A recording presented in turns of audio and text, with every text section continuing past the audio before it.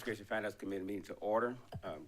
Of course, I'm not the chair of this committee, per council rules, when we elect new members, the senior, I made the longest serving member. We take the meeting.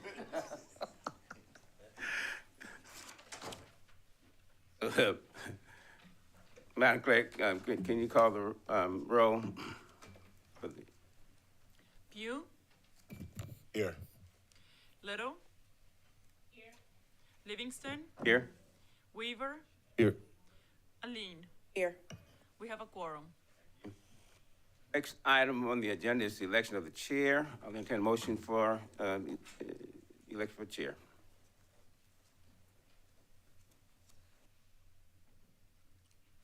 Motion. Recognize? I move that Councilman Derek Pugh be chair. Second. Proper second, Mr. Pugh. Other nominations? None. We'll have one question. Madam Clerk, can you call the roll for the nomination for Mr. Pugh? Pugh, Yes. Little. Yes. Livingston, Yes. Weaver, Yes. Aline. Yes. Motion approved. There's, yeah, but give you, oh,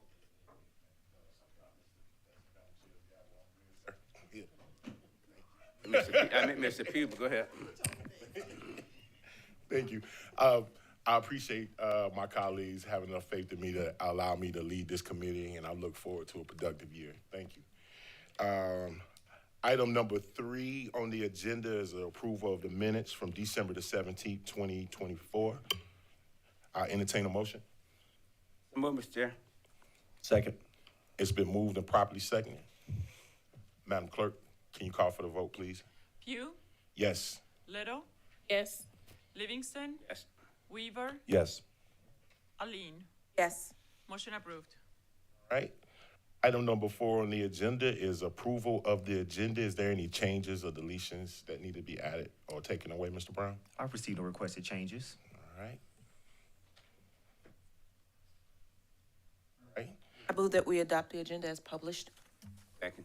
All right. Madam Clerk, it's been moved and properly seconded. Can you call for the vote, please? Pugh, Yes. Little. Yes. Livingston, Yes. Weaver, Yes. Aline. Yes. Motion approved. All right. Item number 5 on the agenda, items for action. Item 5A is economic development, community road phase 2 widening. Mr. Brown? Yes, sir. If you would recognize Director Jeff Rubel to come to the podium, he'll address this item that's in your packet. All right, Mr. Rubel, you're recognized, sir.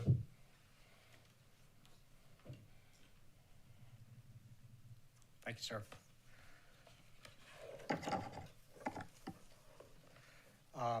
As you all are aware, the Scout Motors project is huge. It incorporates a number of incentives that are coming from the state of South Carolina.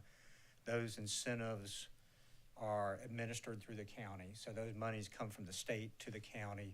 Then the county executes contracts to make improvements. The most noticeable are the mass grading improvements.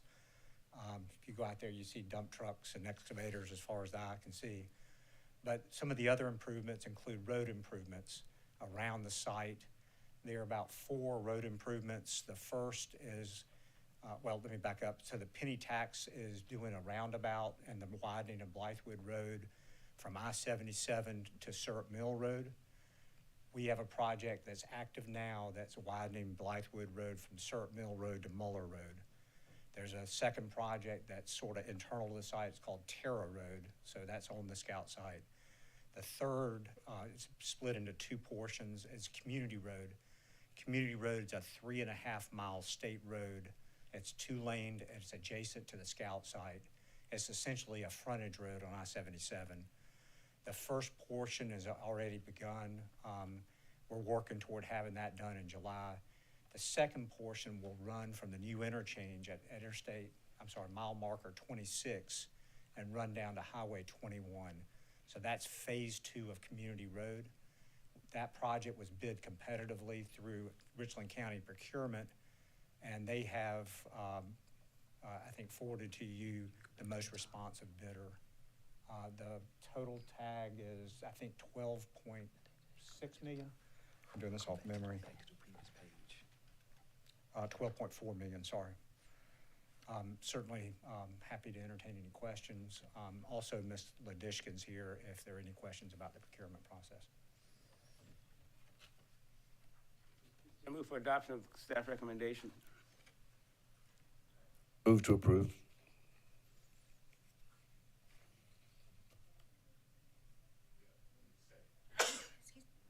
Second. All right, Madam Clerk, it's been moved and properly seconded. Any discussion? If not, Madam Clerk, could you call for the vote, please? Pugh, Yes. Little, Yes. Livingston, Weaver, Yes. Aline. Yes. Motion approved. All right. Item number 5B is Operational Services Brightly Software County Facilities Master Plan. Mr. Brown? Yes, sir, Mr. Chair. If you will recognize Deputy Director Eric Williams, he'll come and speak to the item that is listed in your packet, beginning on page 11. Williams, you recognize, sir. Thank you, sir. Good afternoon. As you all recall, earlier this year at the Strategic Planning Forum, we introduced Brightly Solutions. It's for acquisition of a software package and also facility assessment for all county facilities. Is it not on? I'm sorry. Sorry about that. You all can hear me? Okay. So for also, it's for acquisition of software package, assets essentials, maintenance essentials, and origin. This software package is also being packaged with facility assessments for up to 2 million square feet of county facilities. This will also allow the county to do predictive maintenance, also predictive space management for our facilities. This was procured through a Sourcewell contract, which is cooperative. Pretty much, it's a turnkey system that will in turn deliver a facilities master plan for the county, which will help us again with the predictive maintenance and predictive cost analysis, and also predictive facility and space management. And I'll entertain any questions. So, Mr. Williams, I got a question for you. So Yes, sir. basically, this software basically helps us maintain and understand when maintenance needs to be done, and it keeps us on track with That- all facilities. That's correct. So the origin portion of this is actually the predictive maintenance part. So once we've done this facilities assessment, all equipment, doors, just as examples, will be inventoried, and the system keeps track of those as far as year installed, predictive maintenance for like HVAC equipment. It actually gives us all of that information. I'm sure you recognize. Thank you. Can we just clarify, because I remember, like you said, we talked about it at the forum, and I remember there were some suggestions we had that maybe possibly wouldn't fall under this type of plan, but maybe a different plan. And so were suggestions from the forum able to fit into this, or is that something that we need to still address in a future facility plan? So after going back and speaking with the representatives from Brightly, they actually fit into this plan. Good. Thank you, Mr. Brown. If we could make sure to notate that in our dashboard, please, that'd be amazing. Thank you. So Weaver, you recognize? Thank you, Mr. Chair. My only question is, did we ever talk to any other municipalities, counties, whatever, that have used their software? Anybody give any kind of good customer, recommendations on this Yes, that you're so- aware of? Yes, so we did a presentation with Brightly, and they had some of their current customers. Some of them wanted to be recognized, but we did have a couple of cities from Minnesota that were on that presentation also, and they all gave basically a standing ovation for the software. Okay, very good. Thank you, Mr. Chair. Thank you, Mr. Williams. I'll entertain a motion. Move that we approve the staff's recommendations. Second. Madam Clerk, it's been moved and properly seconded. Can you call for the vote, please? Pugh, Yes.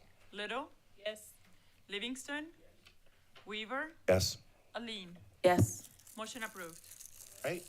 We're now on to item 5C on the agenda, the Sheriff's Department DOJ Cops Office Grant and SCDPS local law appropriations acceptance. Mr. Brown? Yes, sir. If you would recognize Deputy Chief Harry Polis, if you could come to the podium and address this item, which is also in your packet. I believe it's roughly on about page 71. Hey, Deputy Chief Polis, you recognize, sir. Thank you, Mr. Chairman. In 2002, the Richland County Sheriff's Department obtained a mobile command post. Over the last 22 plus years, that vehicle has served us well. However, it's reached the end of its useful life for us. It's just no longer cost efficient to maintain or keep it running. It's also behind technologically. So in alignment with the council's goal to commit to fiscal responsibility, the Sheriff's Department sought alternative funding sources to procure two newer mobile command posts. What we're asking is that you all allow us to accept these two one-time funding sources from the state and the federal government, which is a total of about $1.9 million, and then proceed with procuring two mobile command posts under the Gov Movement Cooperative Contract. We will come in under budget by about $248 based on the quote we have, so we hope you'll approve this, and I'm willing to accept any questions you might have. Colleagues have any questions? Livingston, you recognize, sir. Did I read it right, that there's no match requirement? There is no match requirement on this grant. And, well, just tell the sheriff, and I don't want to just commend them, but reaching out and getting grants, no matching funds, and moving kind of forward. So I was really impressed when I saw this amount of grants and not requiring any matching county funds. Kudos. Thank you. Mr. Weaver, you recognize, sir. Thank you, Mr. Chair. So the total cost is 1.9 million, and again, no county money in this, it's all grants? It's all grants, one-time appropriation. Okay. You're acting as a pass-through. And these are like those long trailers you see in the movies, if you will, at crime scenes and everything? Yes, sir. One of them is a small van that will be able to deploy more rapidly, and the Okay. larger 32-foot vehicle is something we would use on a prolonged event, Okay. multiple days. So you only use it for crime scenes? You're not taking it down to Williams-Brice and tailgate or anything like that, just to make sure? Listen, I don't want to go to prison over a command post, so we're not going to do anything we're not supposed to do with it. I can promise you that. Very good, Deputy. Thank you, Mr. Chairman. All right, sounds good. Thank you, sir. Thank you. All right, I'll entertain a motion for this item. Motion to approve. Second. All right, it's been moved and properly second. Madam Clerk, can you call for the vote, please? Pugh, Yes. Little, Yes. Livingston, Weaver, Yes. Aline. Yes. Motion approved. All right, that lands us at item number 5D, utilities and data flow system purchase order increase. Mr. Brown. Yes, sir, Mr. Chair. If you would recognize Director Bill Davis of Utilities, he will come and address this item that is also in your packet. I believe it's on page 98. Mr. Davis, you recognize, sir. Good afternoon. Yes, sir.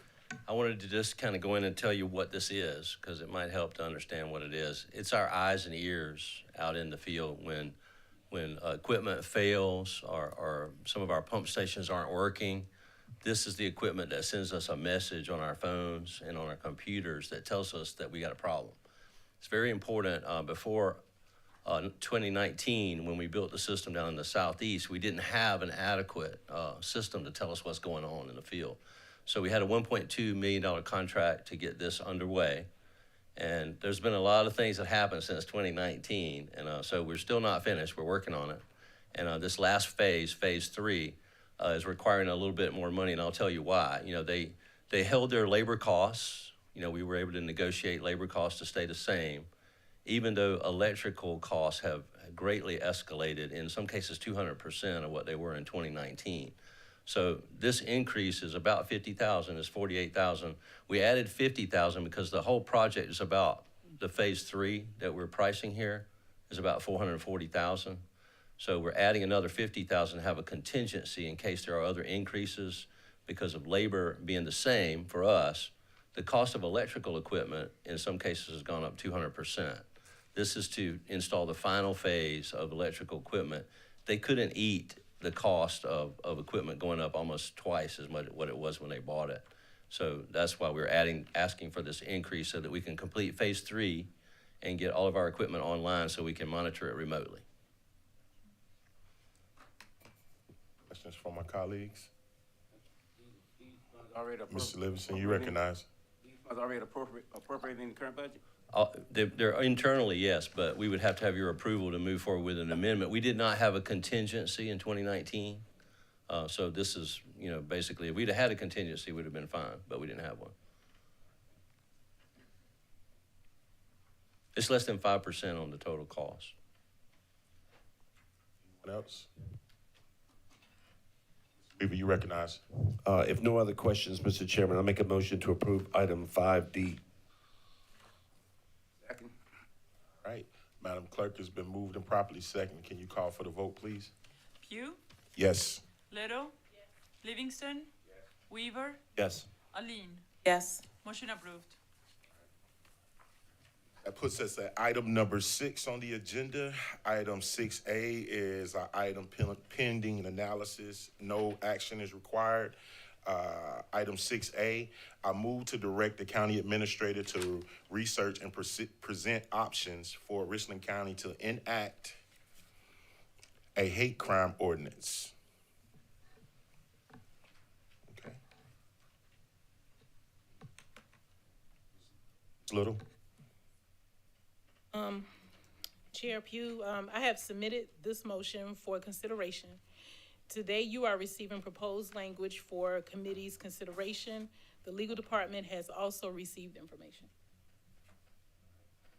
Comments or concerns from colleagues on the board? Okay. If not, that brings us to item number 7 on the agenda. I entertain a motion for adjournment. I move that we adjourn. All right. Second. Been moved and properly seconded to adjourn. Madam Clerk, can you call for the vote, please?